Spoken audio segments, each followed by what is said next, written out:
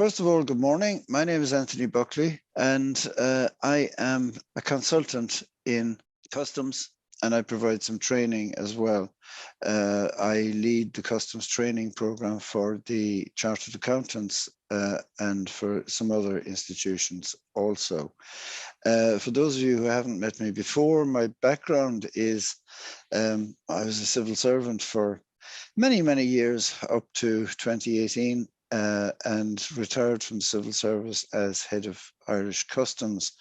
And then I took up some consultancy and training in the run-up to Brexit, and that is now the business that I run. This morning we're going to be talking about the Windsor Framework and also the new border operating model for the UK. There's quite a lot of change happening there, so Chartered and myself felt it was appropriate to provide a briefing on it, which we will do. I do like these sessions, these webinars, to be as interactive as possible. Now, unfortunately, because of the large number of participants this morning, which is very gratifying, I must say, but because of the large number, it's simply not practical to allow the participants yourselves to simply intervene and ask questions. There are just too many people. So instead, I must ask you to use the question and answer facility or the chat facility on your Zoom screens.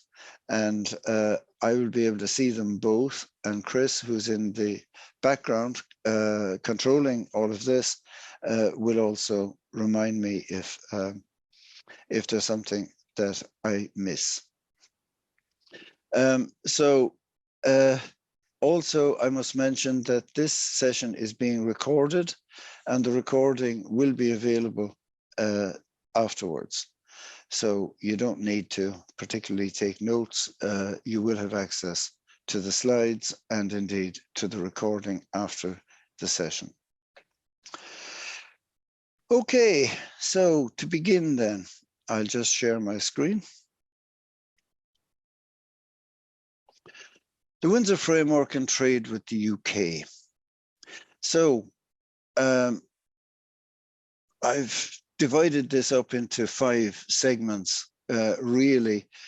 First, I look at the present situation and perhaps a slight look backwards at how is Brexit working overall and so on. Then we're going to talk about the Windsor Framework, which actually is a firm basis for planning in relation to trade with Northern Ireland and the UK. Then the draft border target operating model. The final border operating model was due to be published in May, but unfortunately it hasn't been published yet. So we're still dealing with the draft, but it's clear from the draft what the direction is. Then we'll look at some challenges and opportunities and timelines and so on around it. What does all this change mean in terms of looking forward? And finally then, what does business and customs practitioners need to consider in the context of what is now a fairly established trend of change, not just in the UK, but also in Europe. So from Brexit to now, what's been going on? Well, many of us have very vivid memories of the 1st of January 2021, when the UK departure from the EU became effective. There was panic and chaos and quite a lot of upset. But the impact was skewed. It wasn't even on both sides of the UK-EU border. The UK decided to defer, and it delayed full implementation of customs borders. And under their latest plan, they will now see the full implementation at the beginning of 2025. So basically, the UK gave themselves and their businesses a sort of a transition period of 4 years.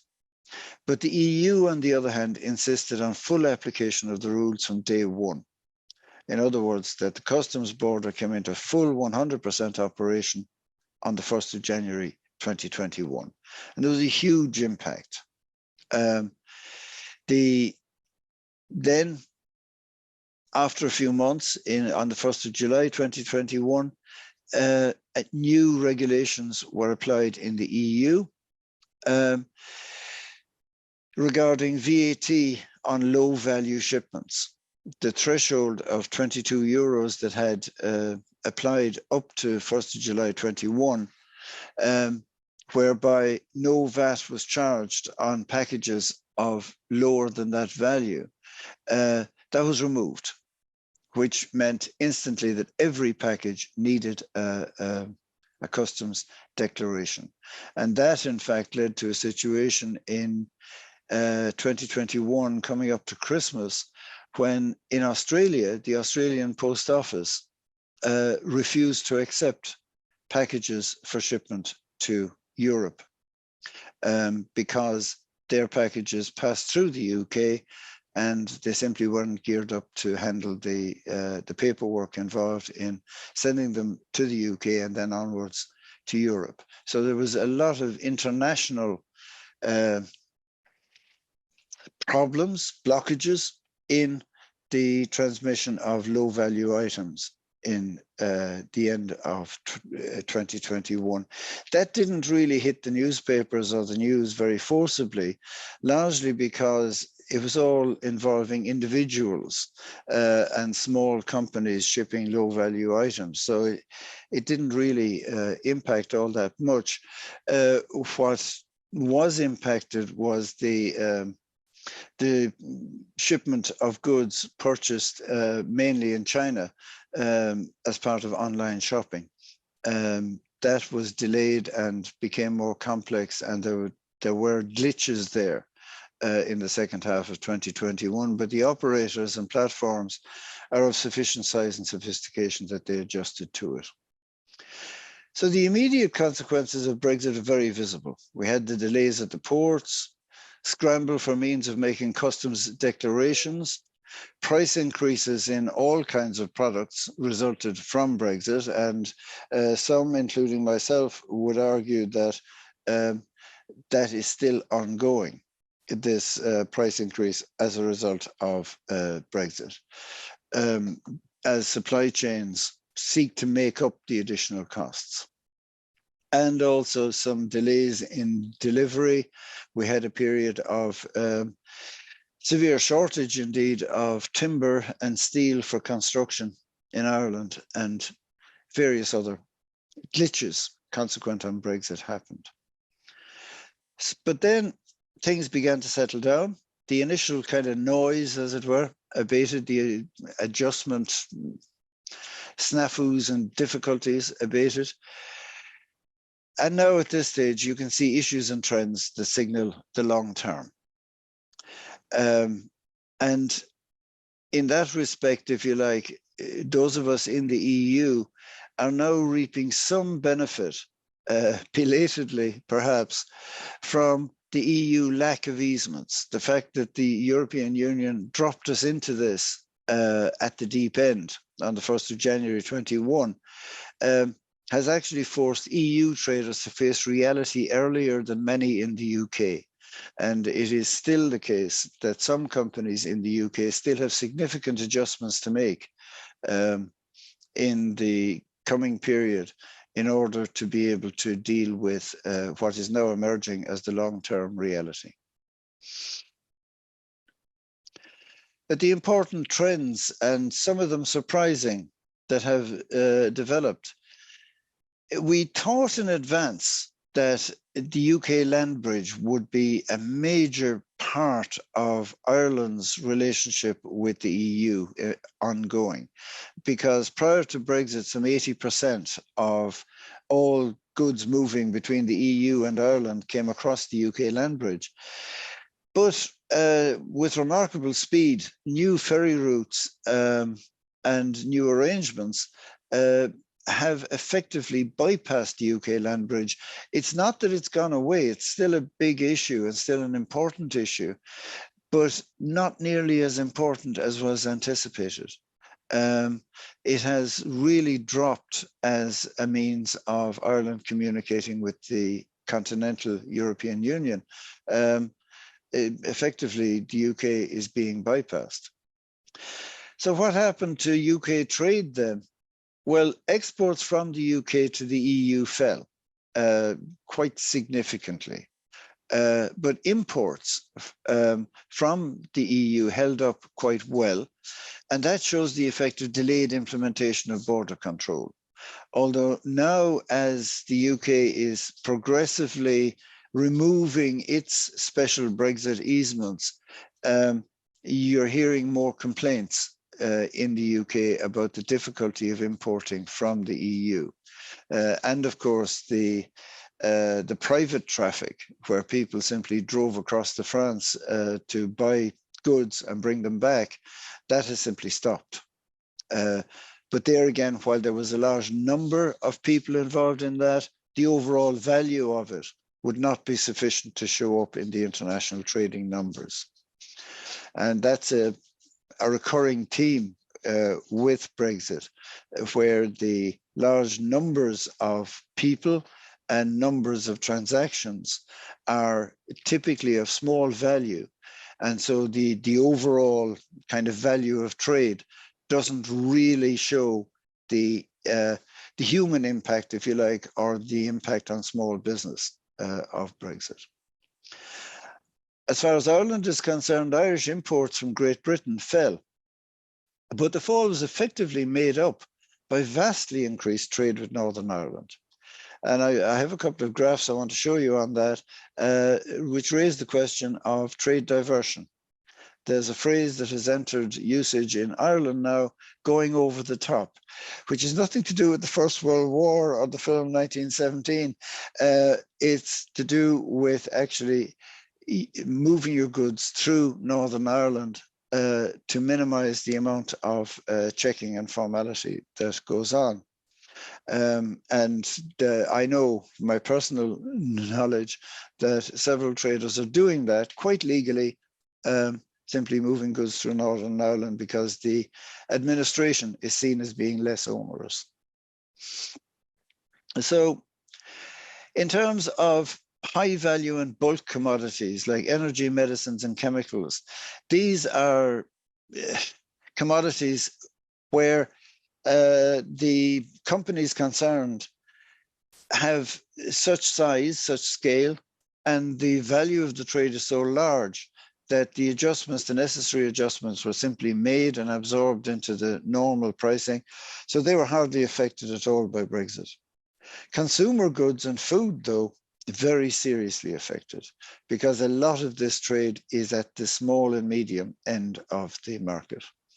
So meat and dairy imports from Great Britain are down a massive 39% for meat and 60% for dairy, as compared with 2018, which would be the last kind of pre-COVID, pre-Brexit, pre-everything year that you can compare with.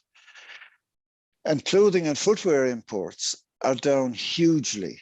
And I'm sure any of you who are regular shoppers for clothing and footwear will have noticed a diminution in the variety that's available in Irish shops. Clothing is down 43%, imports from the UK, and footwear is down 31%. These are huge drops, cataclysmic. But they're in sectors which of themselves are not of huge value. So again, that scale of drop is not visible in the overall value. Of the 64 commodity groups that the Central Statistics Office in Ireland lists for imports and exports, 35 of those saw a fall in imports and 34 saw a fall in exports to Great Britain. So trade has been massively affected. As I say, again, I keep repeating it, not so much in its overall value, but in its composition and in the parts of that trade that really affect what you might call high street business. major impact on business. And these are just a couple of graphs. I have a terrible weakness for graphs. I think I subscribe to the picture paints 1,000 words school of thinking. This is trade between Ireland and Great Britain, indexed on 2020. So 2020 is this central point here. And what I did was take the gross figures, first of all, from the Census Statistics Office, which is the orange line and the grey line. And you can see that our exports, there is the orange line. And as you can see, our exports to Great Britain have risen from 100 in 2020 to 135. Now, 2020, of course, is a COVID year, so we are looking at a rise from a low base, but even as against 2018, it has risen. Our imports from Great Britain, on the other hand, is this yellow line. And of course, it dropped in 2021 due to COVID. But again, it has risen in 2022. However, if you adjust those lines, and by adjusting, as you can see over here, I removed energy categories such as electricity, coal, and oil. I removed, and I also removed chemicals and pharma because they tend to be counter-cyclical. And particularly during COVID, of course, chemicals and pharma did remarkably well. So I removed those as being distorting factors. And you see this blue line at the bottom is the adjusted imports from Great Britain. And they are, in fact, standing now at 85% of what they were in 2020. And 2020 itself was a low year. Our exports are standing up well for the moment, but that is because there are effectively very few customs controls or border controls on imports into Great Britain from Ireland at the moment. But as we'll see later, that's all about to change from the 1st of October this year. Now, trade between Ireland and Northern Ireland. And you will notice this is a different shape of graph entirely. It has just soared. Whether you take the base figures or the adjusted figures, like the adjusted imports with the outliers removed, our imports from Northern Ireland are still 75% higher than they were in 2020. It's a transformation. And I'm not aware, certainly, that there's a new industrial or business base in Northern Ireland since 2020 that would justify a 75% increase in trade. It's almost a doubling in trade. And in fact, in the unadjusted imports from Northern Ireland, it has more than doubled since 2020. Largely, I would suspect, down to coal and similar fossil fuels, which are not subject to carbon tax in Northern Ireland. And so they can be imported into the Republic of Ireland quite legally, minus carbon tax, and sold at a lower price. And you'll find if you are indulging in fossil fuels that most of the supplies you'll see in the shops now, in fact, originate in Northern Ireland. That would account for a large part of the difference there between the yellow line and the blue line. The yellow line includes energy imports, such as coal and timber and so on. The blue line excludes those. But the blue line, the reduced one, is still an increase of 75%. So I conclude from this that there has been a major diversion of trade through Northern Ireland. And this is down to the Northern Ireland Protocol. Is that diversion of trade going to continue? I think it's very likely. Because the Windsor Framework embeds most of the advantages of the, well, in fact, all of the advantages of the protocol and adds on a few extra. So in my view, the attraction of Northern Ireland as a route for trade is going to continue and perhaps even increase as the Windsor Framework is implemented. So we're looking at a future perhaps where Northern Ireland becomes a very important part of the trade route between the Republic of Ireland and the United Kingdom.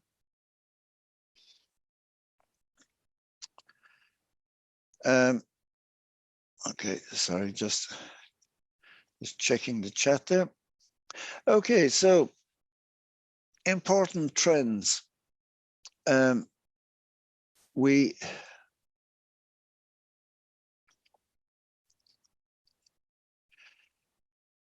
customs checks have greatly increased for many businesses in Ireland and across Europe, actually. They have experienced customs post-clearance checks and customs audits for the first time. To the great bemusement, I must say, of their accountants and such like, who are not used to dealing with these things. Customs has expanded, and not just in the Republic of Ireland. It has also expanded in Northern Ireland, in the UK, in France, in the Netherlands, in Belgium, in European countries generally, because the UK was the fifth largest world economy. It was removed out of the EU market. But of course, all of the trade routes and connections between the EU and this huge economy continue to be in place. So suddenly businesses were drawn into customs that had never dealt with customs before. And I know from colleagues right across Europe that it has caused consternation, particularly for small and medium businesses, as they suddenly have to deal with customs, and not just deal with customs declarations, which they could do and find a way of doing, but also deal then with highly technical queries from the customs authorities in the form of post-clearance checks and audit. So that has been a huge trend, and there is now a growing awareness of the need for customs knowledge right across Europe. Availing of the Trade and Cooperation Agreement proved difficult. I mean, the interpretation placed on the Trade and Cooperation Agreement, particularly on the EU side, has proved very constraining. So, for instance, on used goods, second-hand goods, or goods that are being distributed through a distributor in the UK, proving the rules of origin in order to avail of the TCA, the Trade and Cooperation Agreement, proving the rules of origin has proved virtually impossible in many cases.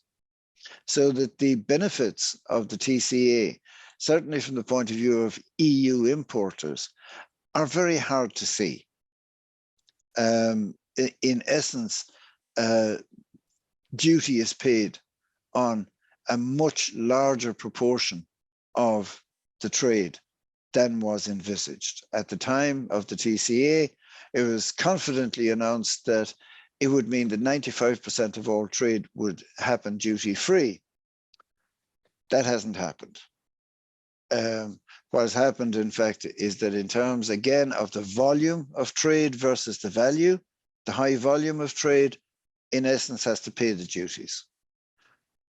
The higher value items are able to avail of the core provisions of the Trade and Cooperation Agreement. But again, the high volume, low value trade is suffering. So EU goods moving to the UK for onward distribution suffered double duties. This has turned out to be a very serious kind of structural change in the role of the UK distribution industry, as it were. The UK was, prior to Brexit, a very important distribution hub for all of the EU. Not just for goods from the Far East, China and so on, but also even within the EU to distribute EU goods to other EU countries. The UK had developed a very strong expertise and a very strong sector in the distribution industry. And that now has suffered hugely, because goods moving to the UK and then onward, and this affects Ireland particularly, are charged double duties. So the goods, if the goods originate in the EU and they move to the UK, there's no duty. But then if they move from the UK to the Republic of Ireland, duty is charged. Because while there is technically returned goods relief available, proving the return goods relief entitlement is extremely complex, and for many goods is simply impractical. And this is one of the factors that has led to an increase in prices of some consumer goods and foods, particularly processed foods, arriving in Ireland, is that they are now carrying an extra duty burden, as it were, because they pass through the UK. The inspection of SPS goods, that's agri-food goods, is adding significantly to import costs. There is a very thorough and very invasive inspection regime for all kinds of foods, particularly composite foods, but also for animals and animal products and meats and so on. And that adds significantly to import costs because every inspection has a charge. And that adds to your customs charges and ultimately to your costs. The rest of the world goods, that's mainly online shopping from China, traditionally distributed through the UK, the distribution through the UK has declined. And many of the Chinese platforms are now shopping around Europe for alternative routes into Europe, where traditionally they would simply have used the UK. Also, I mean, distributors, platforms like Amazon have to look at their structure because they would traditionally have been able to move goods between the Amazon warehouses in the UK and warehouses in the Netherlands or Germany or wherever with no particular difficulty. But now, of course, such moves involve customs, border checks, declarations, and so on, and the payment of duties. So that means a restructuring was required. Having said that, of course, the boom in online purchasing during COVID has helped to ease the pain in the sense that the volume and the earnings of these platforms has gone up. So they've been able to finance, as it were, changes and extra costs. Many companies have established a presence in the other territory. Notably, UK companies setting up in the Netherlands in particular has been very popular. And Irish companies, many Irish companies have established sister companies in Great Britain. There's a flood of companies registering for customs and building customs capability, and likewise a flood of applicants for authorised economic operator or AEO status in Ireland and elsewhere. And the role of logistics providers has expanded very significantly. I'm aware of many logistics providers who have become customs agents and representatives, or at least incorporate that service in their logistics service. And this changes the nature of the logistics business, makes it more complex, but possibly ultimately more rewarding. So the solutions then, perhaps temporary. Prices of many goods have risen. I've already said that. Some companies have ceased supplying traditional markets. You know, if you go on the website of a UK company now and input your address as being in Ireland, quite likely they will say they can't supply you. Some have adjusted, some have not. Small EU traders buying informally in the UK for resale has ceased. I know that many clothes shops in Ireland, for instance, routinely bought their stock on the basis of driving a van over to London or whatever, buying some stock and then bringing it back. That's just stopped. The use of express carriers has mushroomed. The express carriers are opening new premises all over the place. The reason is the volume of business, because they provide a holistic business if you're shipping small goods, or relatively small goods, sometimes even larger goods. But the express carriers will not only transport the goods, but they have the worldwide reach to be able to do the export, do the import on the other side, and ensure that everything goes smoothly.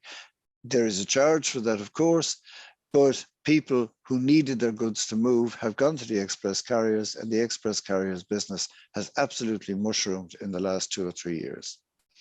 Companies have used workarounds, some of them legal.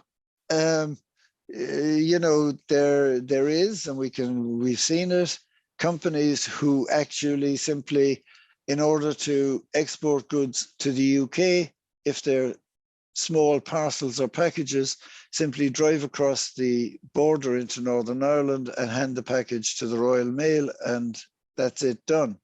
That's not legal, by the way, in case you're wondering, but it does happen. There are more sophisticated workarounds, of course, and companies have been forced to use workarounds in the continuing air of uncertainty around UK controls and UK systems, and also because it takes time for a company to change its internal governance and structure. So workarounds are still being used. Alternative supply routes are being used. Yes, direct to continent, or indeed, as I mentioned earlier, over the top through Northern Ireland. And much larger shipments combined with warehousing, widely adopted. So the idea of, instead of just in time, the old warehouse idea has returned, where people ship in enough a supply for 3 months or what have you, so that they know they have the components or the parts that they need on a daily basis. Establishment in Northern Ireland has, to my knowledge, not taken off to the degree that I would have expected, but it is being explored by more and more companies as a means of exploiting Northern Ireland's unique status. And the one-stop shop or import one-stop shop for online business is very popular and is proving very successful. Lessons, effects on the EU side will be replicated in the UK. So what we've seen in the EU and the pain that we've gone through on the EU side will be replicated in the UK as the borders are completed. And in particular, this almost culture shock that I mentioned of post-clearance checks and audits will again hit UK businesses that have never experienced it before. That's going to be quite a shock. Companies that prepare most thoroughly suffer the least. That's obvious. There are opportunities. Major success for logistics companies that are able to adapt, able to step up and provide a holistic service. Express carriers I've already spoken about. Customs practitioners also. Accountancy firms, several accountancy firms in the Republic of Ireland now offer a customs advisory service, or indeed other customs services, including in some cases even a customs agency or customs brokerage. So there are opportunities there. There are business opportunities. The impact on imports from the UK to Ireland, and indeed imports from the UK to other parts of Europe, will be mirrored in exports to the UK once their border operating model kicks in, especially SPS goods, foods, animals. They will increase in the cost of export.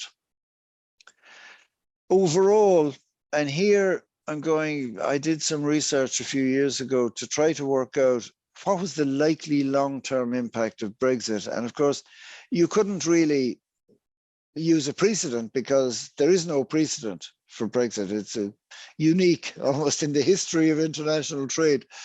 So what I did was I looked at existing friendly borders. And the borders I looked at in that context in particular were Norway, Sweden, which is reputed to be the friendliest border in the world. And I also looked at the USA, Canada, which again is a very friendly and open border, and looked at the volume of traffic across those borders vis-a-vis the value of the trade. And I found that the volume there is significantly less, very significantly, by an order of magnitude less than between the UK and the EU, and in particular between the UK and the Republic of Ireland. So the inevitable kind of conclusion is that over time, the number of individual consignments will continue to fall, although the overall value of trade may not be seriously affected, at least immediately, because the high value, high volume trades like chemicals, like bulk goods, energy, and so on, they will continue to move.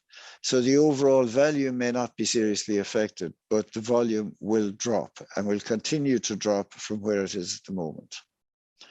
But in the background then, the domestic demand for goods will not change. The people of Ireland and European Union will still want goods. They still want goods of a certain type. So that demand will be met. How it will be met, what supply routes will be used, is the challenging question for those involved in business. Okay, moving on then to the Windsor Framework. Just some background for anybody who isn't aware of it. The Protocol on Ireland, Northern Ireland, as it was called, was included in the UK withdrawal agreement. As a result of the agreement reached on 25th of March 2023 between Rishi Sunak and Ursula von der Leyen, this is now to be known as the Windsor Framework. So the existing protocol is absorbed into the Windsor Framework, along with some amendments and codicils and memorandums of understanding and so on that alter the way it works in some degree.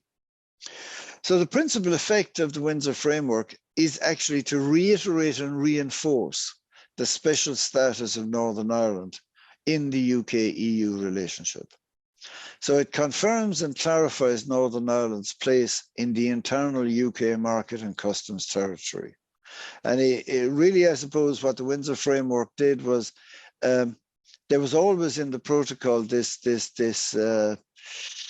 tension, as it were, between Northern Ireland being treated as part of the EU for trade in goods, and on the other hand, Northern Ireland having its place in the United Kingdom validated and asserted. And there was always that balance. Windsor Framework elevates the status of Northern Ireland within the UK customs territory and the UK internal market, and finds ways of still accommodating its treatment as part of the EU for the movement of goods. So it has slightly shifted the balance between those two concepts. It has agreed a level of market safeguards acceptable to both sides. So it has switched some of the regulations and requirements traditionally measured at the border have now been switched to market monitoring and market control.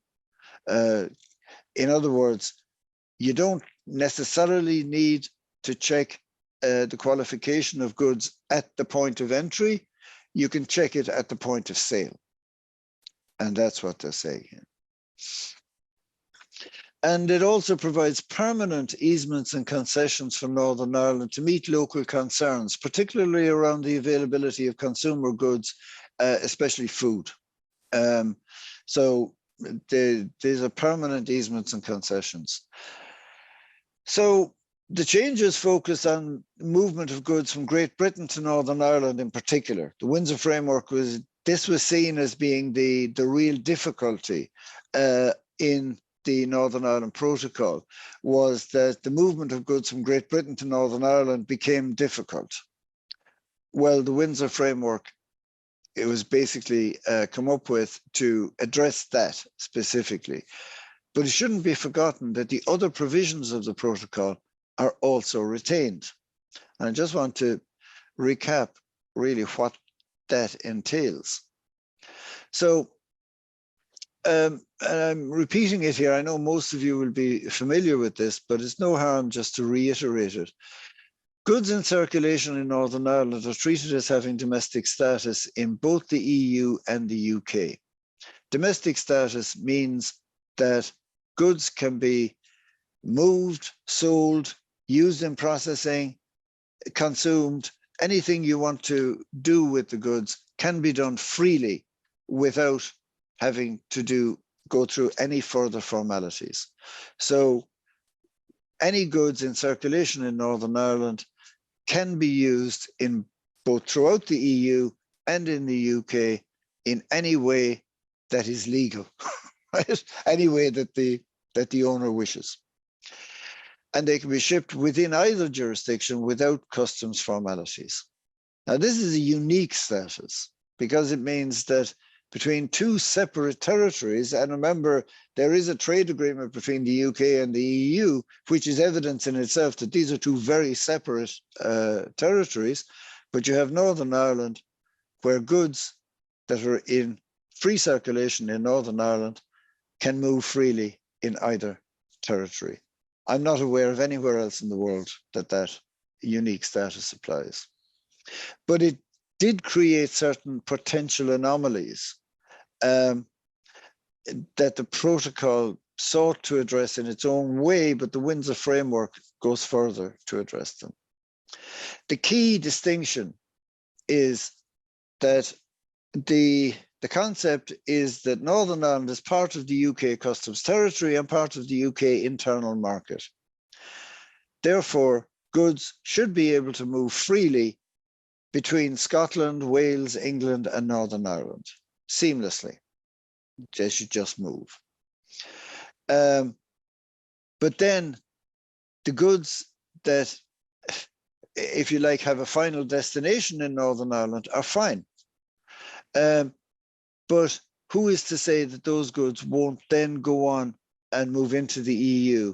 And that the chart I showed you earlier showing evidence that Northern Ireland is being used as a route, as a supply route between Great Britain and the Republic of Ireland, that would expand and Northern Ireland would essentially become a backdoor into the EU, bypassing all the customs controls. You need a safeguard against that.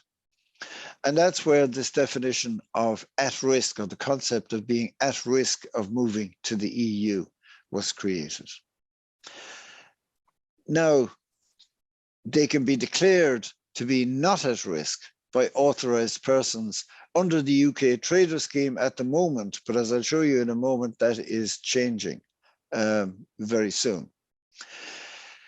But they can be declared not at risk, and then they are defined as having their final destination in Northern Ireland, and those goods are therefore of no concern to the European Union.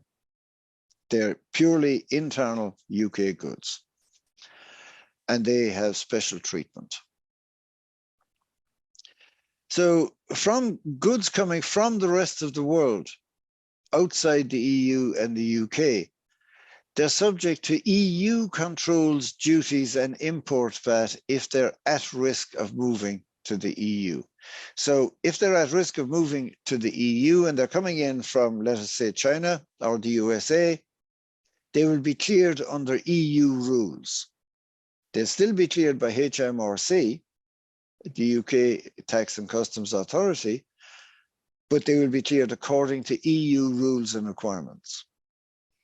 If they are not at risk, in other words, if their final destination is Northern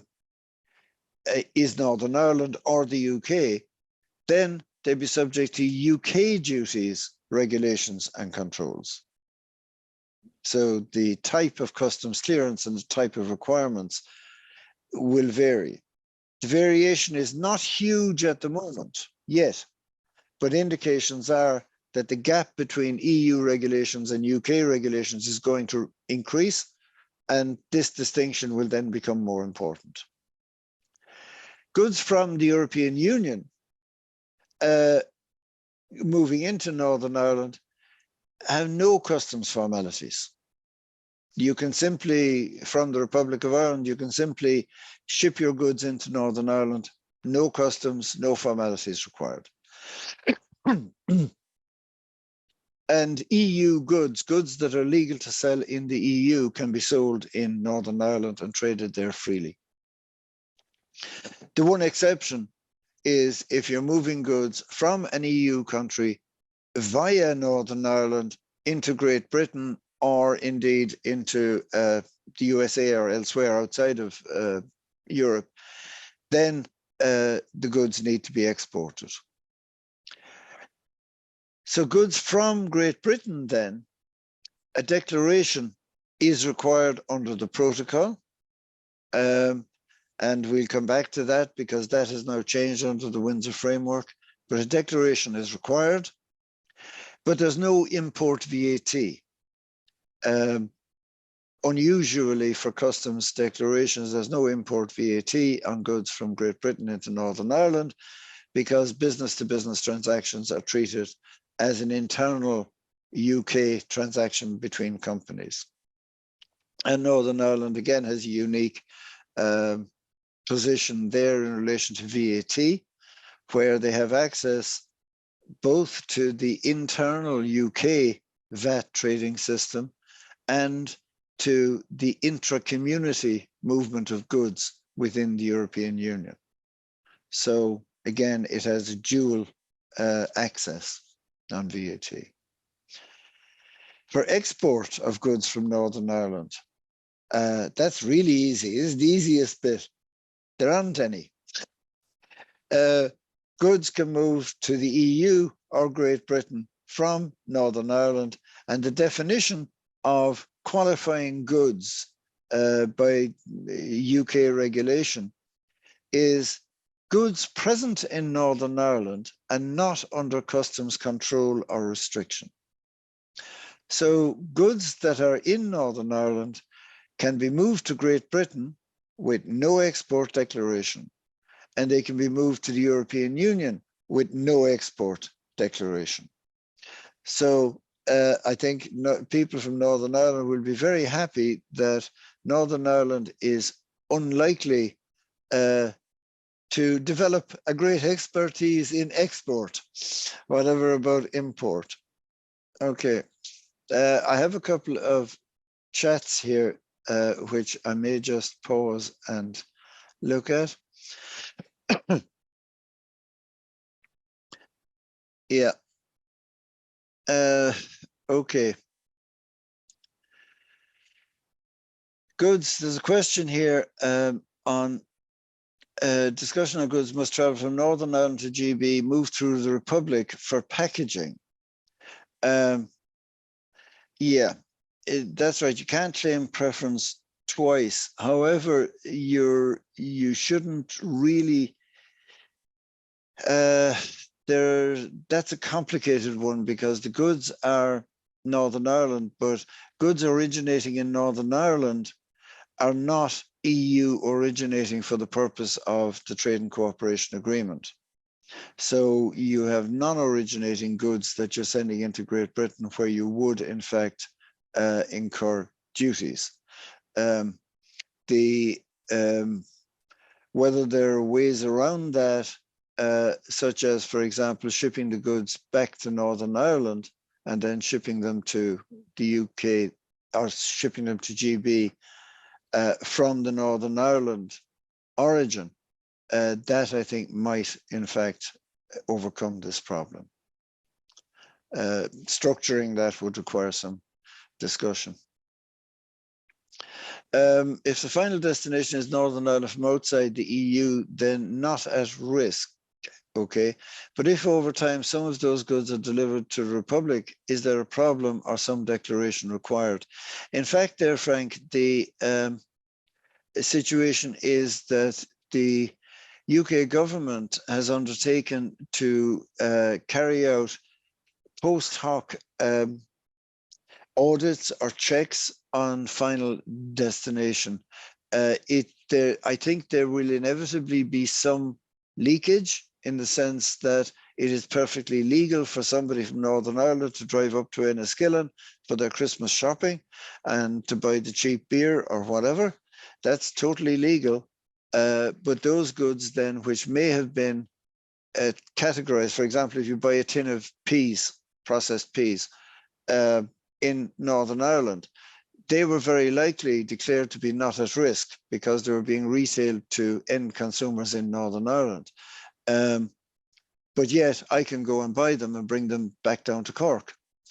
In that situation, the administrations, both the UK, the Irish and the EU, have accepted that there will be a certain amount of leakage, but that the leakage is likely to equalize going each way. So they're not too stressed about it. They regard it as an acceptable cost to avoid having a hard border on the island of Ireland. So there will be some leakage. The market monitoring that has been agreed by the UK and the EU should pick up where that leakage becomes significant and damaging. What to do about it is another question. An excellent example, and the Chairman of Revenue spoke to the Public Accounts Committee about it some months ago, is the issue of coal coming into Northern Ireland for domestic consumption, and then being bought or being shipped to the Republic of Ireland. Now, I'm not saying that the coal came in declared not at risk. I don't know that, but that kind of cross-border leakage can happen. It is difficult to deal with, but as I say, on a political level, the governments have agreed that the risk of leakage is acceptable for the political gain of the lack of a border. And finally, Alina, is there import VAT if you're moving your stock between GB and Northern Ireland, so no sale present at that point? There isn't import VAT anyway, but there is a treatment, and I can't remember the details of it because VAT actually is not my area of expertise particularly. Can't remember the detail of it, but there is a specific procedure to be followed, which is on the UK Gov website for dealing with the movement of your own goods.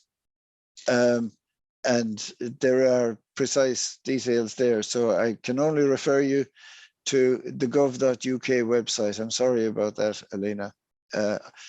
Unfortunately, I don't yet know everything.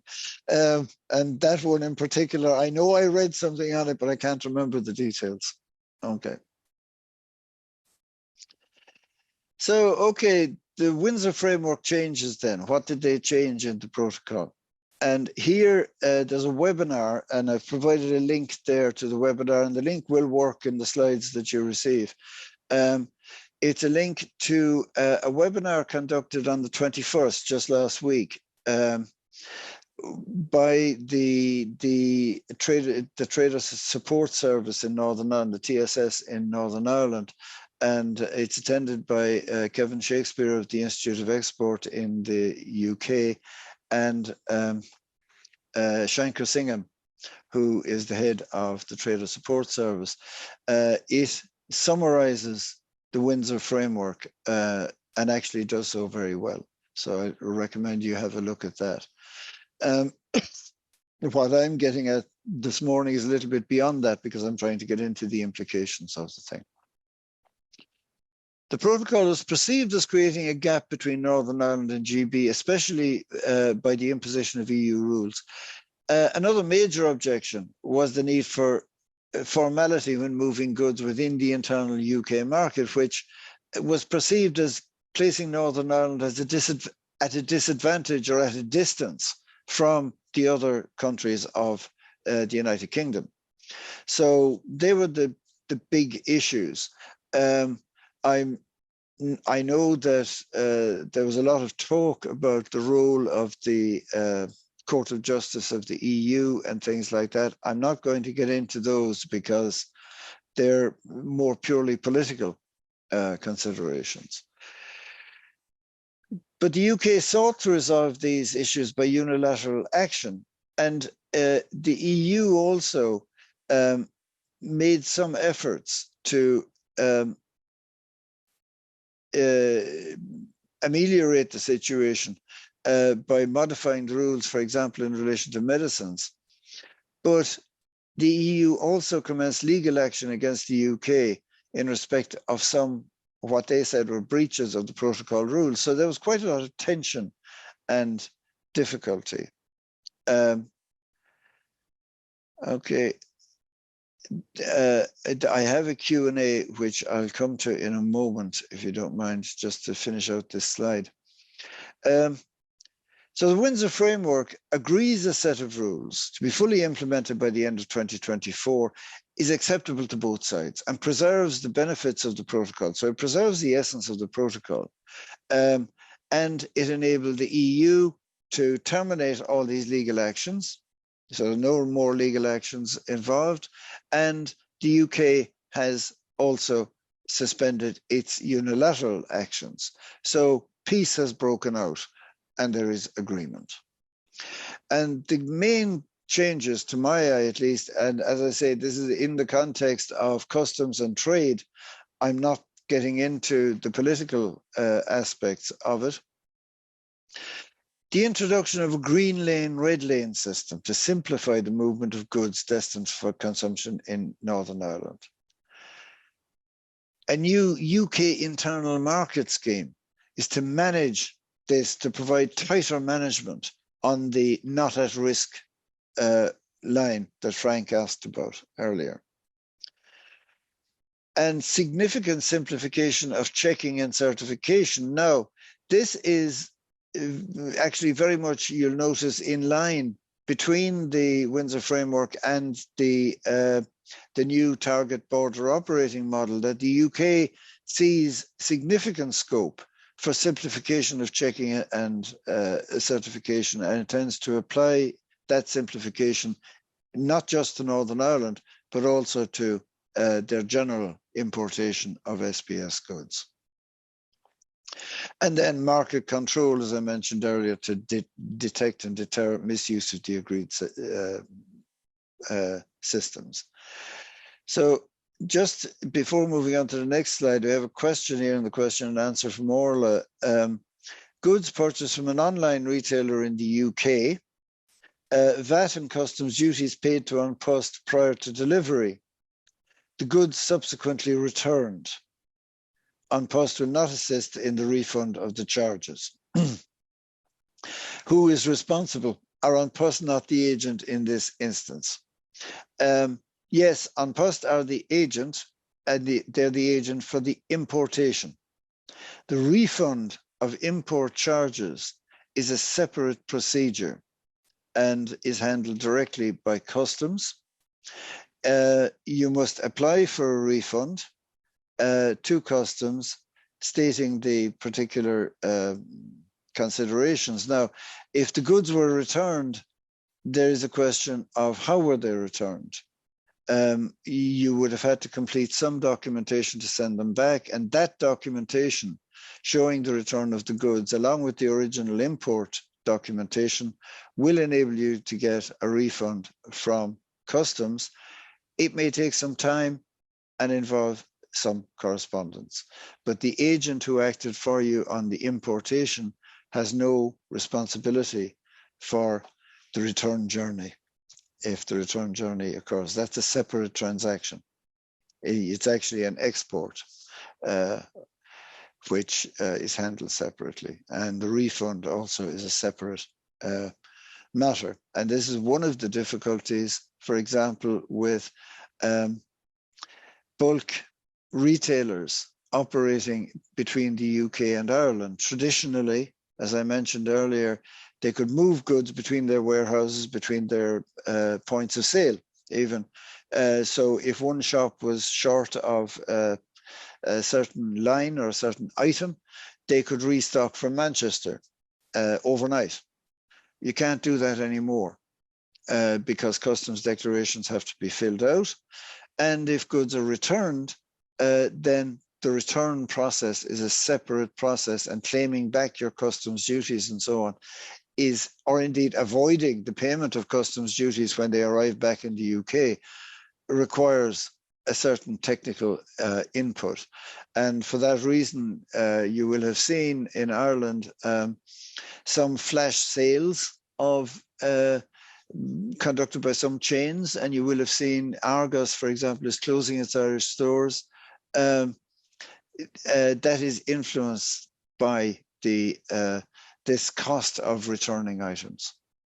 And we have a very helpful in the Q&A from Jonathan. Yeah. Ooh, Thanks for that, Jonathan. I wasn't aware of it. Jonathan is telling us that the Royal Mail had a cyber attack which compromised the data quality transferred between the post services, between Royal Mail and An Post. And that's the basis of the import declaration. So you could actually find difficulty when you go for the refund in actually recreating or getting a copy of the import declaration that was used in the first place. Thank you very much for that, Jonathan. It's an important piece of information and well worth bearing in mind by anybody relying on the databases of the Royal Mail. Thank you. Okay. Right, moving on. And while I know it may be irritating for some people, but I think it actually enriches a session like this to deal with the questions because they are interesting. Okay, green and red lanes then. Red lane goods are deemed at risk and are subject to normal EU import rules. But the trader support system, in fact, provides what, in my humble estimation, is an excellent level of support for those wishing to create your own declarations. And it actually brings the creation of declarations within the competence of your average person. Even if they haven't got any customs training, you can work out how the TSS system works. I think it's very well designed and very effective support. Green lane goods are deemed to be not at risk. So the green lane goods will be declared through TSS now, but they won't actually need a customs declaration. They'll require only a simplified frontier declaration, or SFD as they call it on the system. So there'll be no detailed supplementary declaration. So that will mean, for example, that just commercial documents will be sufficient. And it'll be all the control and the movement of these goods is essentially through GVMS, the Goods Vehicle Movement System, where your truck will get a goods movement reference, or GMR, and it then moves across. And there's an automatic entry of a simplified frontier declaration, which just basically says the information that's on the normal commercial invoice. It doesn't even require a commodity code. So the movements will be treated as internal UK movements. So there's no need to meet rules of origin or anything like that in order to avoid duties. There simply won't be customs duties. Just doesn't apply. And it's mainly the core of this is goods for final consumption in Northern Ireland, but even goods that are destined for processing, which is these goods, any goods for processing are by default deemed to be at risk because you don't know where the end product is going to go. But if the importer's turnover is less than £2 million in a year, then goods for processing can be declared for green lane. And goods connected with animal feed, healthcare, construction, and activities of not-for-profit organizations are green lane, even if they are for processing. So again, it's a declaration from an authorized trader under the new UK internal market scheme. Now the UKIMS, and here the link is to the general information page, which actually is only open a couple of weeks because it only became possible to apply for UKIMS on the 1st of June. But from the 30th of September, it will replace the UK Trader Scheme. And it's very important. If you intend or you contemplate that you might want to be part of UKIMS, you must register. And ideally, register by the 30th of September. It's very important that you at least begin the process and explore the process if you think that you may wish to be part of the UK internal market scheme.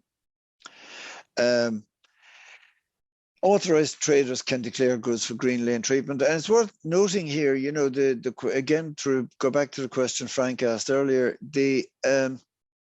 what happens if you think the goods are going to go one way and they actually go another way?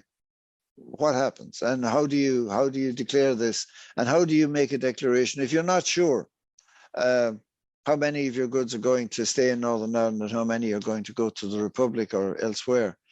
Well, there is a facility within the declaration as you, when you're registering for UKIMS, to state the basis on which you'll be making your declaration.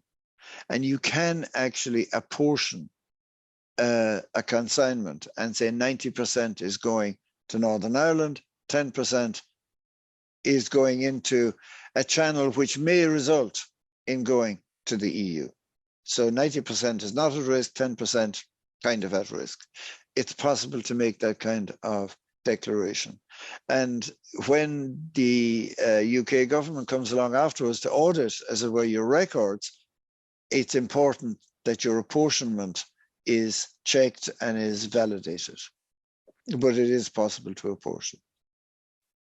Applicants in Northern Ireland apply using your XI EORI, and at the core of this concept of UKIMS is that it's for businesses in Northern Ireland, even though it is also possible for businesses in Great Britain to apply for it. So you apply using your XI EORI. You must have your human and technical resources in Northern Ireland. Goods must be sold to end consumers in the UK. So you can actually bring goods into Northern Ireland for sale to Northern Ireland and Great Britain and declare them as not at risk because they're not leaving the UK internal market. And your customs accounts and other records must be available in Northern Ireland. Applicants in Great Britain should use an XI EORI if they have one, otherwise use your Great Britain registration. Here, your customs operations must be in the UK, and you must have an indirect representative in Northern Ireland.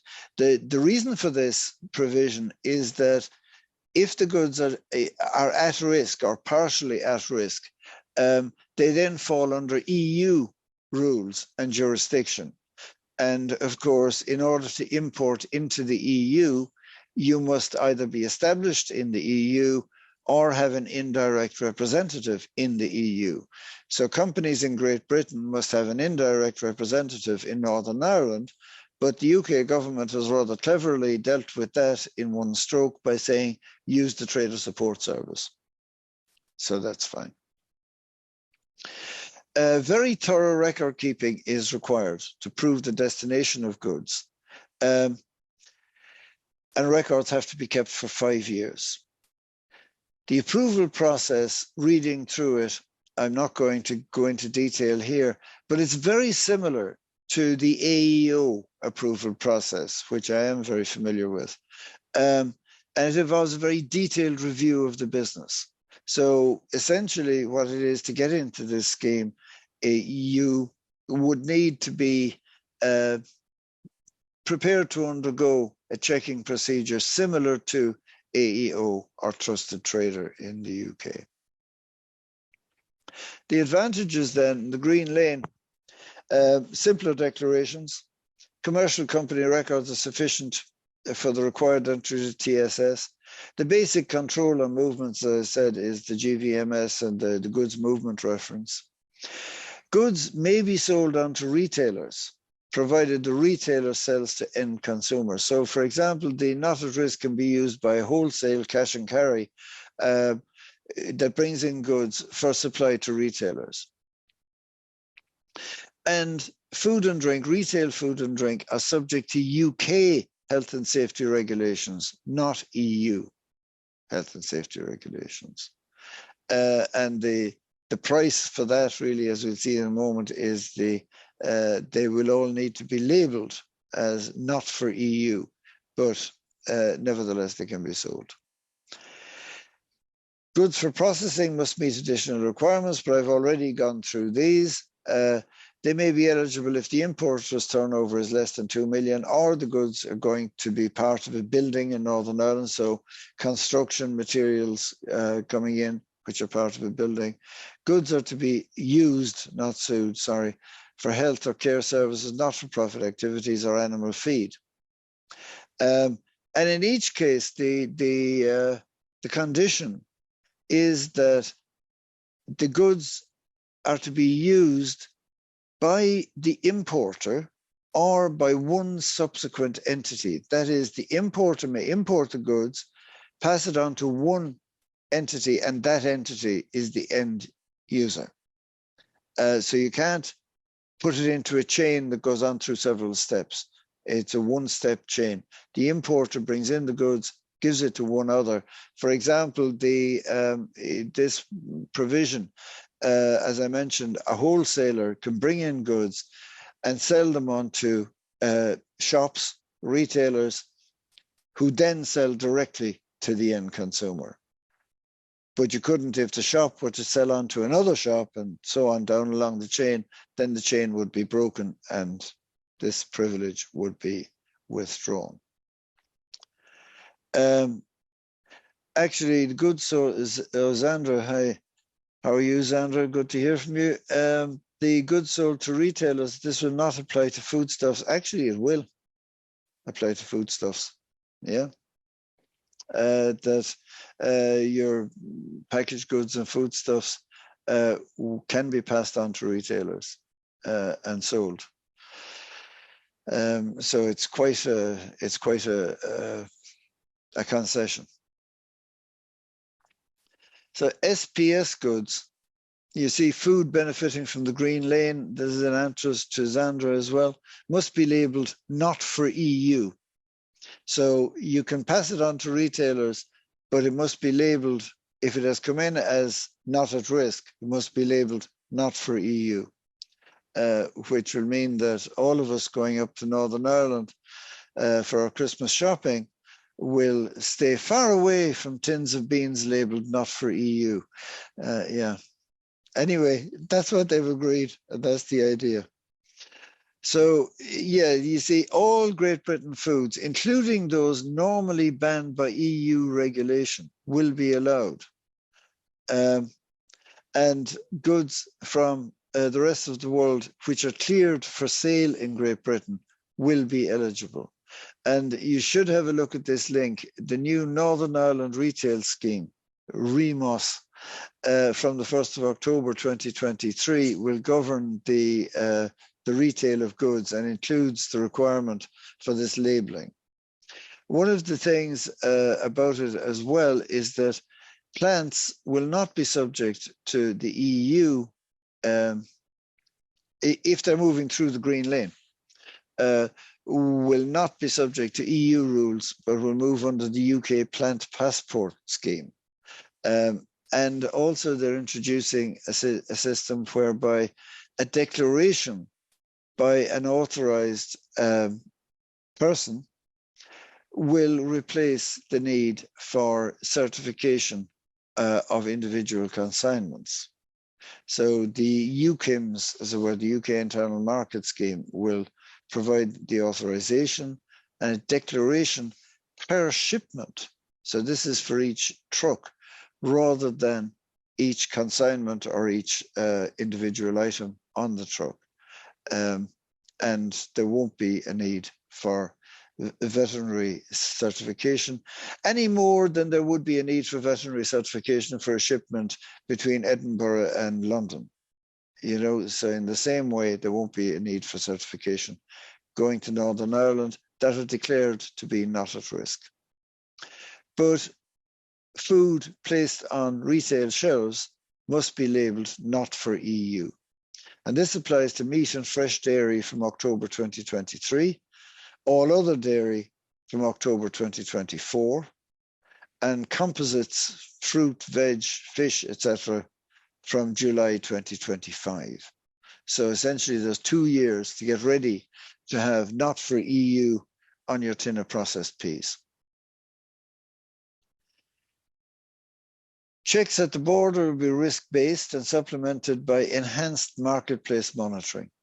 So this is, and I mean, what that means, enhanced marketplace monitoring, what that means in practice or in terms of the experience of a shopkeeper, we've no idea. We just have to wait and see. Online shopping, and this is enormously important.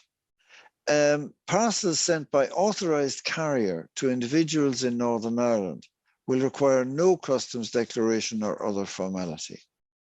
And of course, there's already, and we've already said, there's no export formality from Northern Ireland anyway.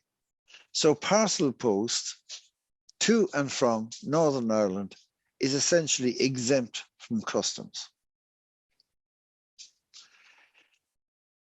That's a very large statement, but that's essentially what it says, what the Windsor Framework says. At present, parcels sent from Northern Ireland to Great Britain require no declaration. This will continue, as with all goods moving from Northern Ireland to Great Britain. And the only checking on it is the UK will share real-time trade data with the EU, and there is agreement that there'll be enhanced monitoring of trade using both the electronic data and market inspections. And also, there is an illegality. It is illegal for non-Northern Ireland goods to be moved to the UK without notification to HMRC. Now, it's notification by email, actually, is the procedure they provide. And you're supposed to provide your EU export MRN. So if you're sending goods from the Republic of Ireland to Great Britain, you are required to complete an export declaration. And if the goods are then routed through Northern Ireland, you are required to send an email to HMRC, including your export master reference number, and the shipment would require input into the GVMS system to travel from Belfast to Stranraer, or Larne to Stranraer. It's yeah, it's a remarkable system. It really is.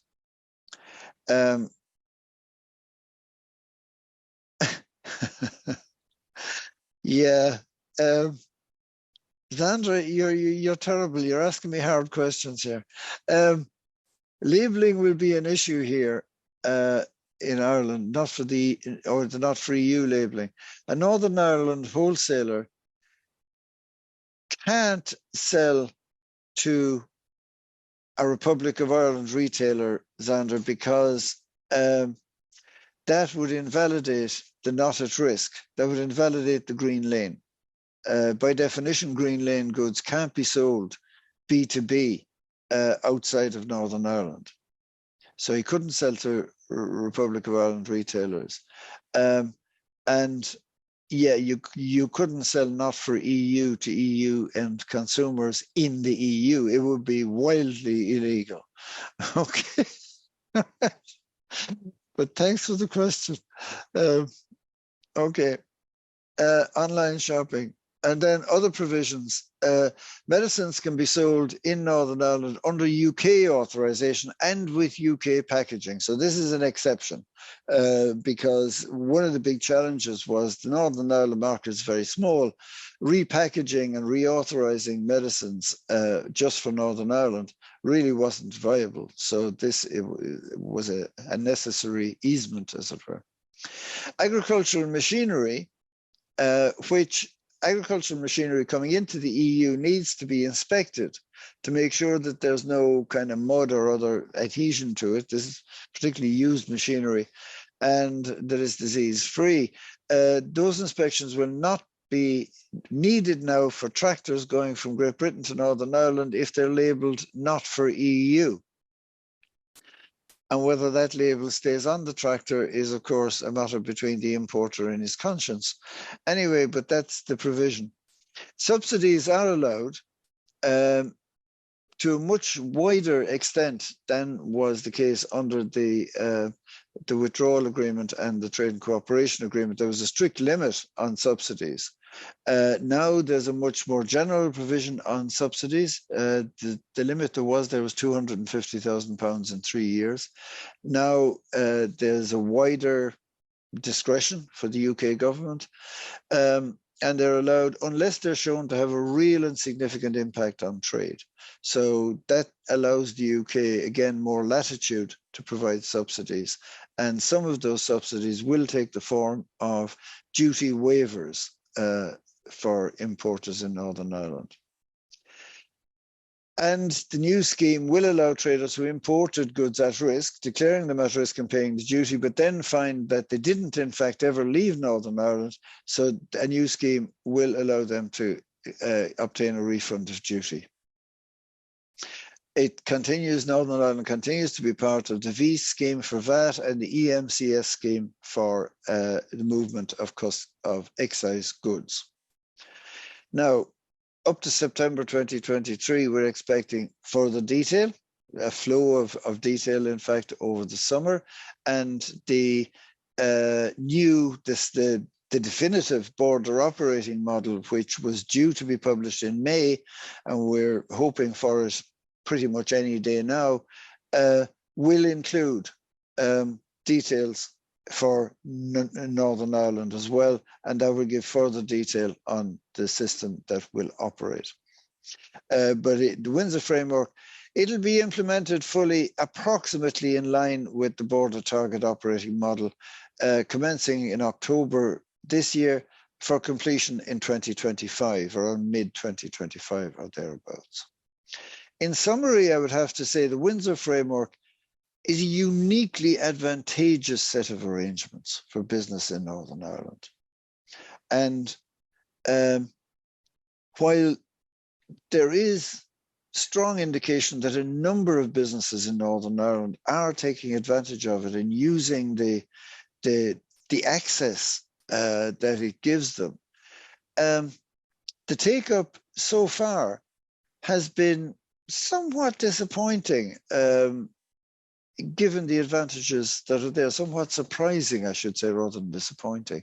And I don't really know why.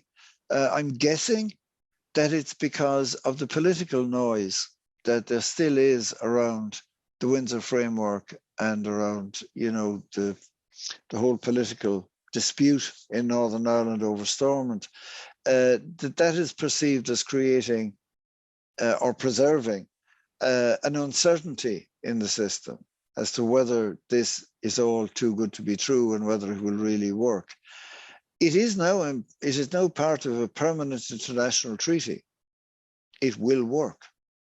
And even if it proves, or elements of it need tweaking and adjustment over the next years, I would say that somebody planning to do business involving Great Britain should be looking very seriously at incorporating Northern Ireland as a very important part of their supply chain. These are major advantages. Now we have a question again from Alina before we leave the Windsor Framework. If goods produced in Northern Ireland then stored in the Republic and from the Republic warehouse sent to Great Britain via Belfast, is export-import declaration still required?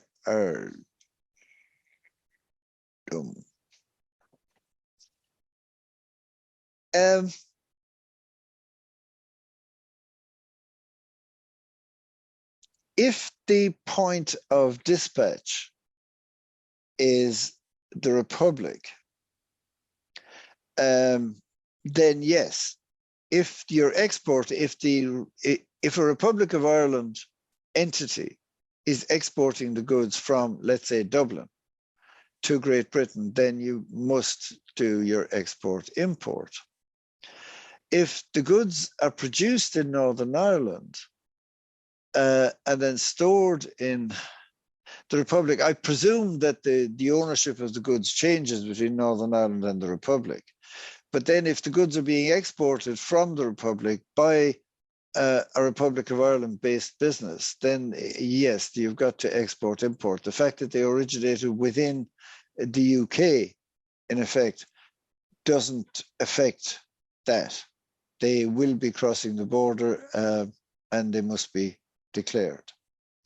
There are so many ways of structuring supply chains involving companies in Northern Ireland. I don't really want to go any further than that, Elaine. Okay. All right. Okay. So moving on to part 3, the draft border target operating model, the target border operating model, what I'm calling the TOM. So the draft was published on the 5th of April 2023, open for consultation up to the 16th of May. And it was to be followed by a new and definitive border operating model, which hasn't appeared yet, but it's on the way. So it's the plan for long-term UK border controls. It's meant to be the final picture of what border controls the UK will operate and incorporate any permanent easements and so on that they're applying, but it's phasing out the easements and deferrals that have applied since the 1st of January 2021.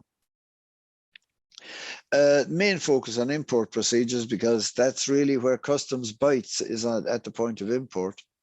And SPS goods receive particular attention.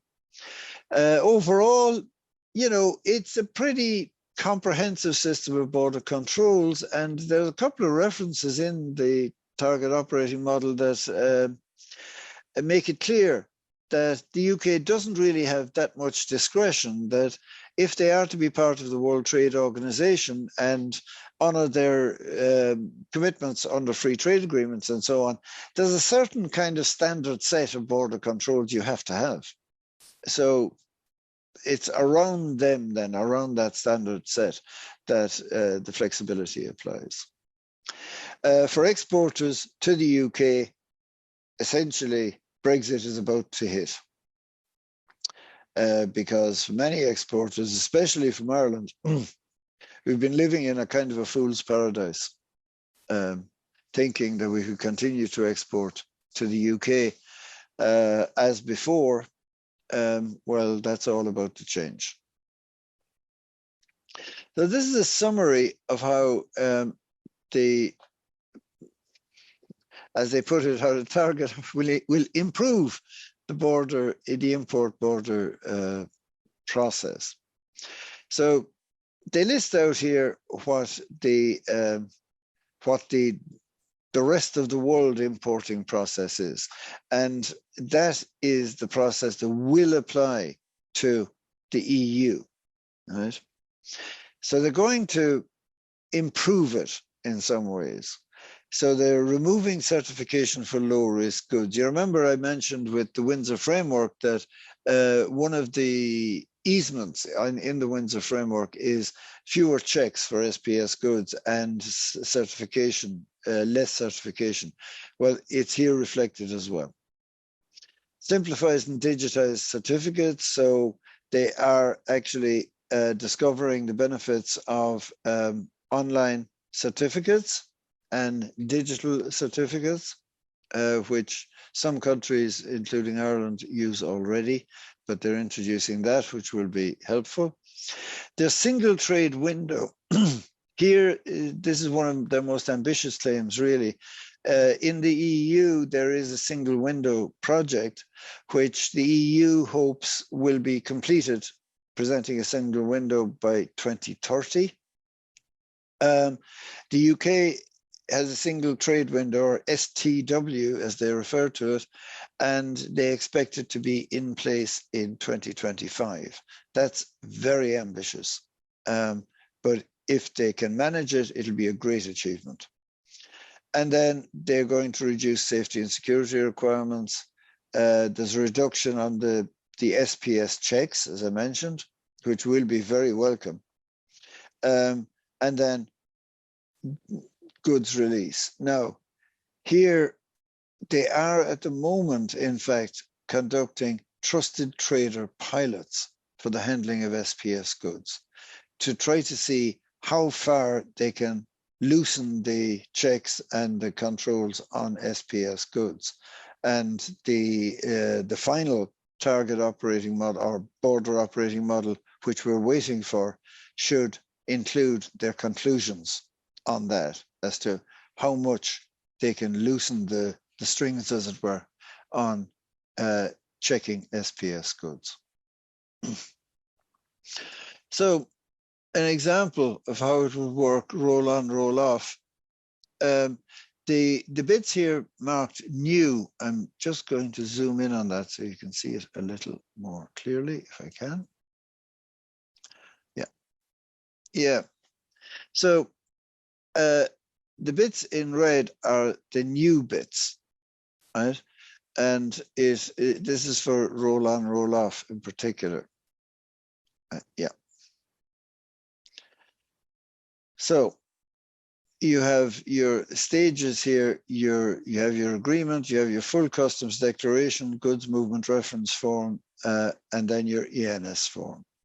And what they're saying is that the entry summary declaration, freight forward enters the UK single trade window, that's a STW stands for there, and submits the required fields, that's fine.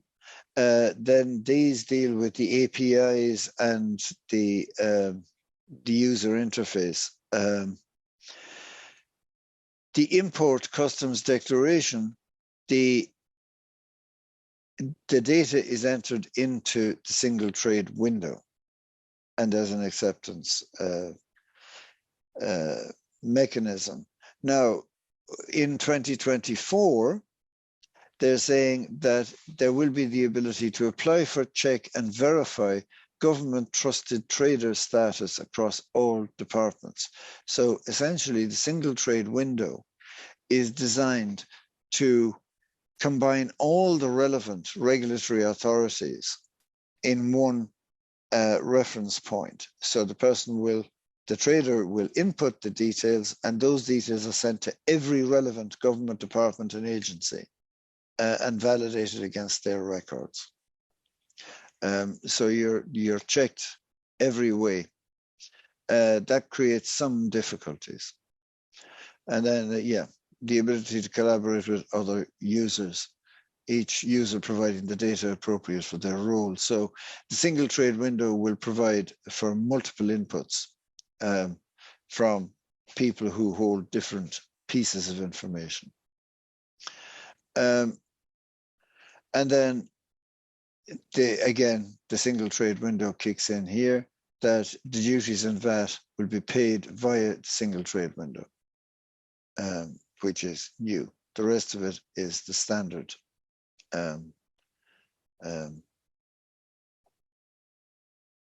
marked as green lane. Yes, an anonymous attendee asks the question, which is in the back of everybody's mind, so I suppose it's no harm to ask it. What happens if you put in a false declaration in Northern Ireland? In other words, you send goods from Great Britain to Northern Ireland marked as green lane, and then you send the goods onwards to the Republic of Ireland. Very difficult to say exactly what will happen. Yes, there will be sanctions. It is an illegal activity. It is smuggling, basically. So you're breaching your terms. In terms of customs sanctions, I would just direct you to consider the articles published in the last couple of weeks about Iceland, the frozen food chain. Essentially, Iceland is now closed in Ireland as a result of the fact that they failed to fulfill the certification details for the goods they were importing from Great Britain. And they were directed and legally enforced to remove all products containing meat from their shelves forthwith.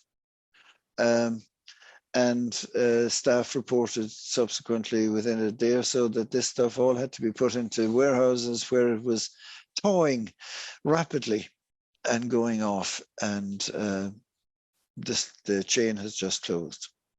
So if you bring goods in marked as green lane and send them on, the sanctions can be severe. How they're going to detect it depends on the scale, depends on how brazen you are about it and so on. But you are taking a risk.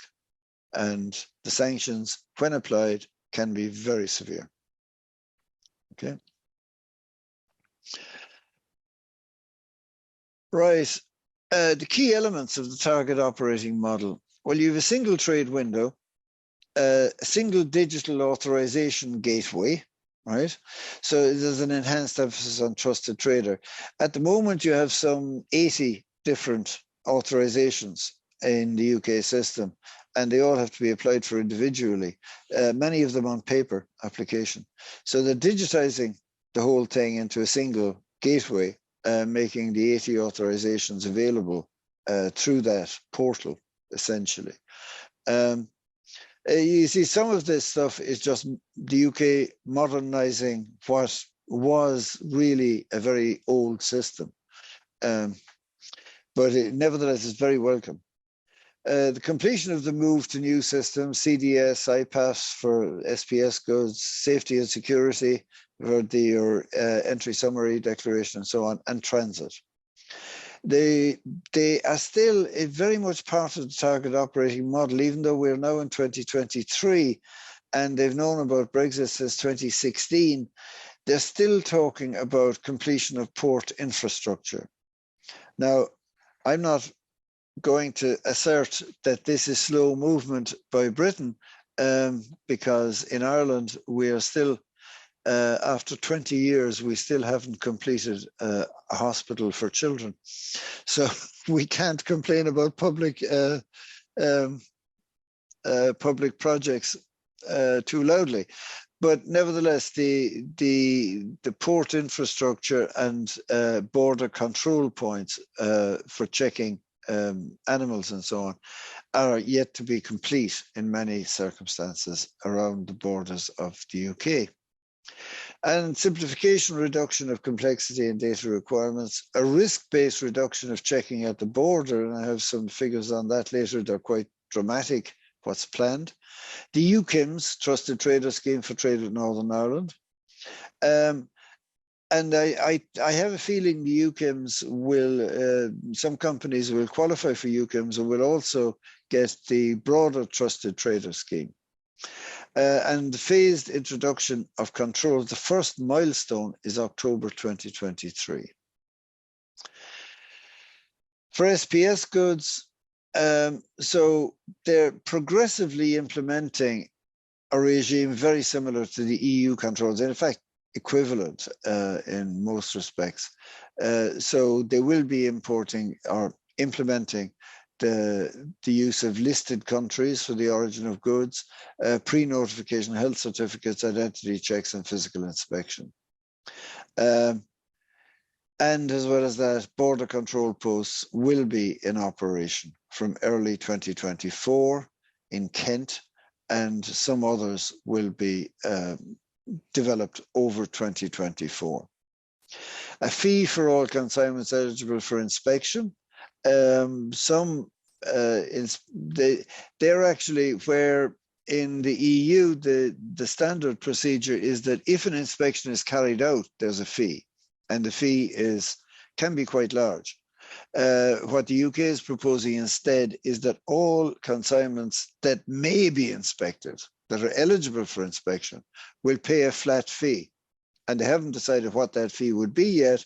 They're thinking £20 to £43. And the idea there is that it will reduce the cost for those who actually are inspected, and it will be an acceptable charge for everybody else. I think the response of industry might be interesting on that one, but we'll see. Biosecurity to be assured by risk-driven checks and so on, and the percentage of border checks greatly reduced. So what they're talking about in terms of reducing the border checks, for high risk, that's live animals and commodities covered under safeguard measures, which are identified products that are of very high risk. They are talking about keeping the 100% checking mechanism, right? But some may have a reduced risk. Medium risk, and here I must say there's a fairly reasonable grounds for saying that the percentage of checks could be reduced. So at the moment, under the EU, it's 100% identity check, which is checking the documentation, and 15 to 30% physical checks. They're saying they will drop that down to 1 to 30%. So they will reduce it significantly. And then low risk, they're saying they will carry out no checks at all, where at the moment there is 100% identity and 1 to 5% physical. This is the composites, composite food products. So they're saying they're not going to check those at all. And that's where the big reduction comes in. Groupage and transit, they're exploring simplifications. Will they continue with these two options, consolidation hub or multiple pickup, where a new certificate is issued at each pickup?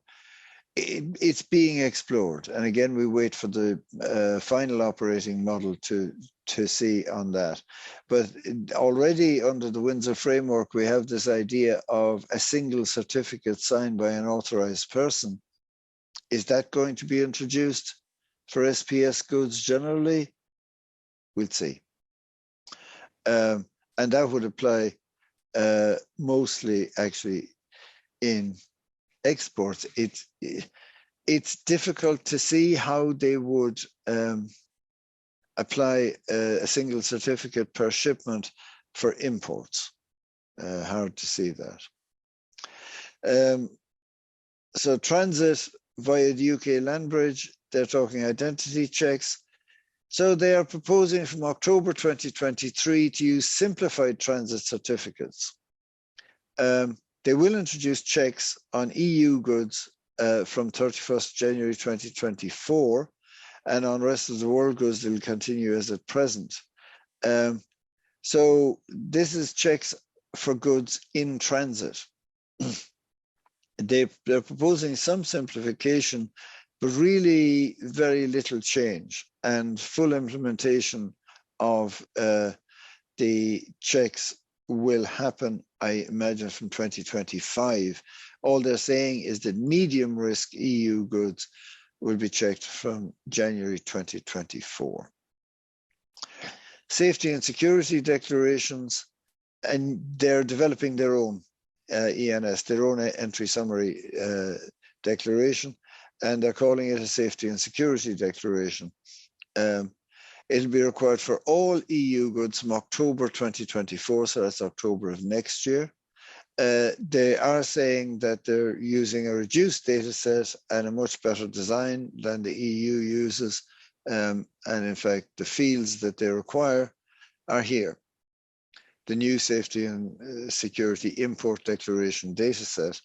As you can see from scanning down along it, I'm not sure that they have actually really simplified it all that much from the present entry summary declaration, except that some of the fields are now stated to be optional as opposed to mandatory.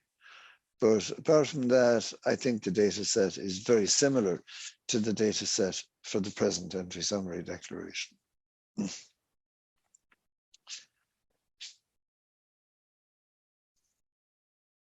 Okay. Right, now before we move on to here, challenges and opportunities, we have a question, an interesting question from Barry. Can companies in Ireland use a trusted trader to import, export goods to from Northern Ireland and the UK? In other words, use them as an agent to act on their behalf as such? Or does every company need to be a trusted trader to avail of the scheme? Well, if you're talking about the Green Lane scheme, and this would be the UKIMS scheme,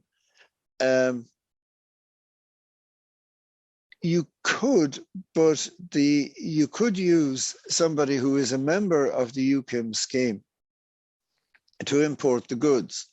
But they would have to be importing and taking responsibility in their own right, because they are the ones that will be required to keep a record of where the goods actually go, who gets them, and so on. So essentially, you could do a deal if you yourself are not in the UKIM scheme. You could do a deal, but it would be a fairly complicated deal to work in partnership with a UKIM's authorised company. But that company would be taking responsibility for any blowback or any sanctions that might be imposed for failure to adhere to the rules. So essentially, I think in principle at least, or broad outline, yeah, to be able to avail of the Green Lane scheme, you really need to be a trusted trader, as you say, a member of the UKIMs. Okay. So now, challenges and opportunities. There are major timelines for implementation. Your draft is published. The final TOM was to be published in May. Actually, it hasn't been, but there you go. And 31st of October 2023, they're introducing export health certificates, and November, they're planning to release the first release of the single trade window. They're also introducing waivers in December 23. You have 31st of January 24, 31st of October 24. And in fact, even though the UK has been working on this since 2021 at least, and probably before that, there's still quite a lot to do, and this timeline is quite challenging. I have a summary here of timelines which are particularly relevant to agri-food. So 31st of October 2023, export health certificates and phytosanitary certificates must accompany medium risk animal products going to Great Britain. And full customs controls will be introduced generally to goods moving directly from the Republic of Ireland to Great Britain. So at the moment, there's a modified or reduced scheme of customs controls generally applied to Irish goods. Full customs controls will be introduced from 31st of October 2023. The need for pre-notification and so on, it's not absolutely clear, and it's meant to be published in the final operating model version as to when full health checks will be applied to SPS goods coming from Ireland. So there will be checks and controls. The extent of them, we're still not absolutely sure how extensive they will be. The likelihood is that there will be some preference, particularly for food products from Ireland, as against food products from the rest of the EU. Second milestone is the end of 2023. Permanent waivers, no safety and security declarations, which we'd be used to hearing as entry summary declarations, for fish outbound transit and outbound free port goods. Milestone 3 then, 31st of January 2024. So documentary and risk-based identity checks. So from 31st of January next, you will have the normal checking of medium risk products, documentary and risk-based checks. So your border control posts will swing into operation from 31st of January. Initially, as I said, a border control post in Kent, where the checking, again, the treatment of goods from Ireland, where that will be handled and so on, we are still awaiting details. And 31st of October 2024, safety and security declarations, the new safety and security declarations, will be required for all EU imports. So there's a ramping up. So this is an extract from what they say about Ireland, right? Because they do single out Ireland because of the importance to the UK of the trade, particularly in food, with Ireland. So 31st of October, there's pre-notification export health certificates and phytosanitary certificates. So that's all coming in from 31st of October. Moving directly from Ireland into GB ports and full customs controls. So you will need to provide the same certificates for exports to the UK that UK exporters now have to provide for exports to Ireland. And as we saw at one of our first slides, that has reduced trade very significantly. And then they said we will confirm how and when we will introduce, right, in the final that they publish later this year. So how exactly the checks and the declarations will operate, we await the final version of the target operating model. So controls will be progressively implemented. One of the things is that the single trade window, like the EU single trade window indeed, are backloaded in the plan. So the pain is likely to come early, starting in October this year. The gain in terms of an easier system with a single trade window is likely to come along, I would say 2025 at the earliest. So we're looking at a couple of difficult years of changes where administrations and structures are being built and even physical facilities are being built in the UK. It's going to be a very trying time for exporters into the UK.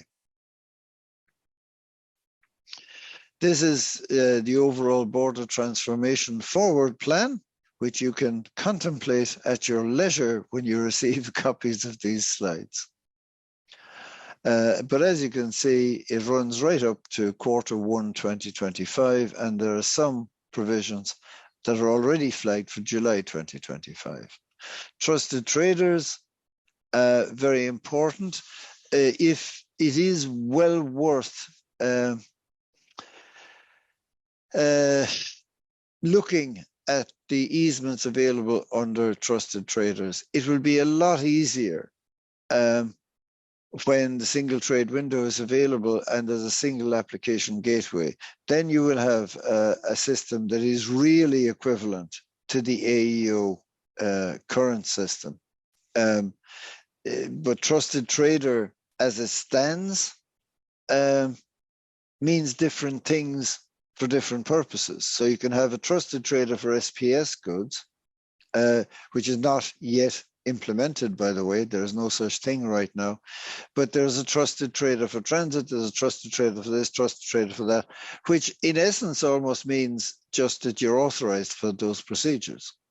The global kind of AEO application is not yet in place fully in the new UK thinking. Of course, it's possible to be an AEO prior to Brexit in the UK, but it wasn't that widely used, and there isn't a sort of single gateway or an easy way to apply for it. And it's not within the UK system. The UK system is not geared to make it all that much easier for AEOs to gain authorizations. Cross-government approach, this is the single trade window. And as you'll see from looking at it, it really brings everything together into one database, very similar to the proposed EU customs data system, but perhaps more ambitious even than the EU system. The difficulty with that is that at the moment, your details in the UK are held on lots of different computer systems. And just because humans are human, there will be minor divergences between the form of the record held by customs and the form of the record held by, for example, DEFRA. And but for the single trade window to work, those two have to match exactly. It's not almost match or approximately match, they have to match exactly. So there's an awful lot of data cleaning to be done, in part by the professionals in the departments, but in part also by the businesses. As businesses hit glitches and delays when they begin to try to match these records and they don't match. And it can be just that, you know, one line of the address is different, or, you know, different postcode or whatever.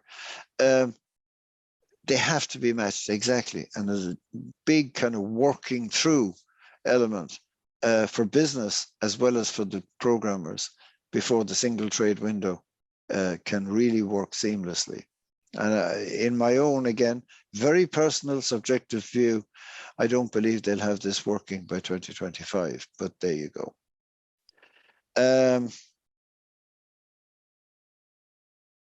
Hold on now.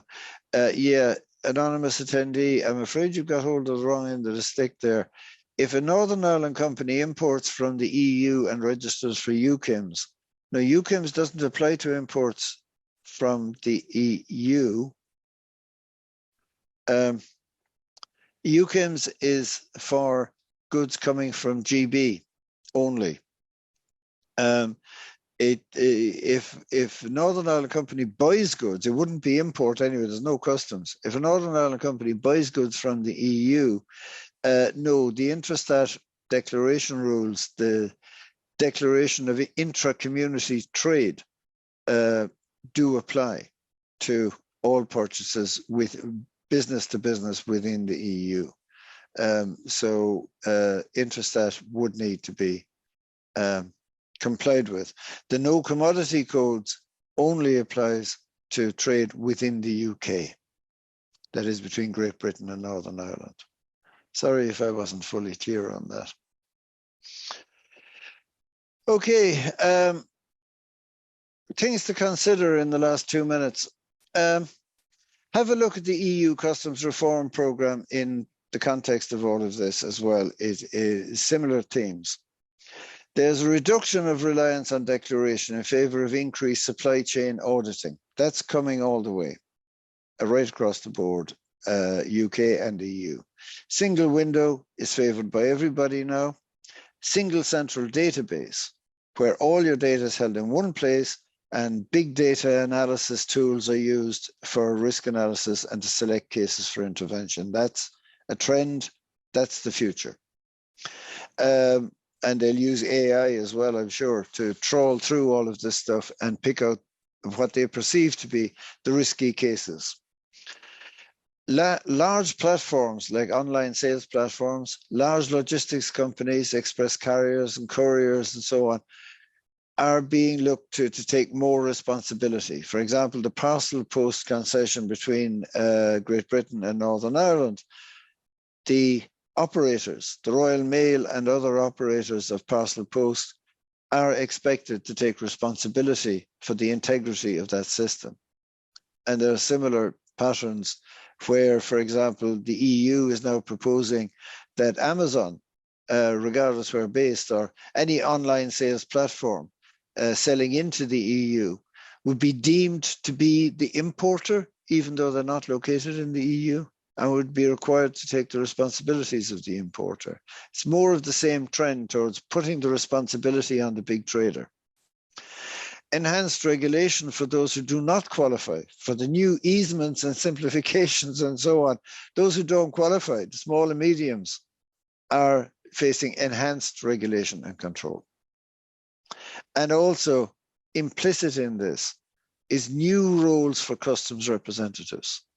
So a customs broker, where traditionally you could walk into a customs broker, the customs broker could do your declaration, lodge it and so on, but the broker could remain somewhat hands-off. In this new world where the importer is supposed to take responsibility essentially for the entire supply chain, where does that put the broker? It's not clear.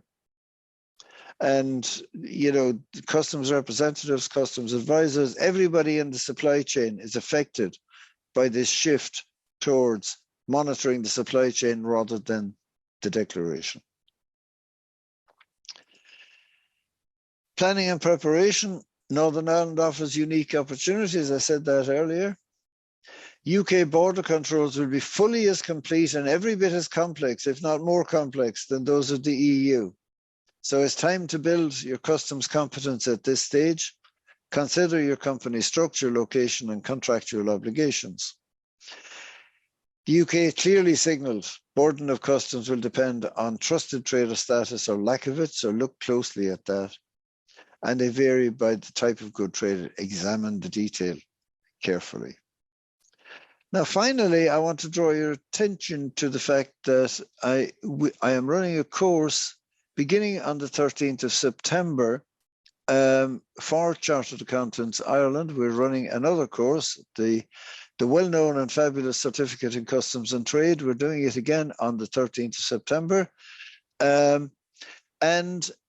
We will be changing the brochure. The caution, I would say, is the brochure that's currently on the CAI website there is going to be revised. It's undergoing revision at the moment because we want to reflect many of the conditions that I spoke about this morning.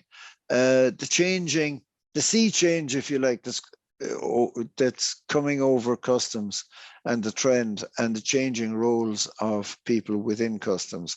We're going to essentially recast the Certificate in Customs and Trade. It will still contain all the basic knowledge you need to become a customs advisor, but it will present it in a way that reflects current thinking and foreseeable changes. So that is me. Thank you very, very much for your attendance and for your attention. I'm delighted to see that so many of you are still with me at the end. And you will be able to access the recording of this session and the slides later on. So with that, I'm going to close proceedings. And again, thank you most sincerely.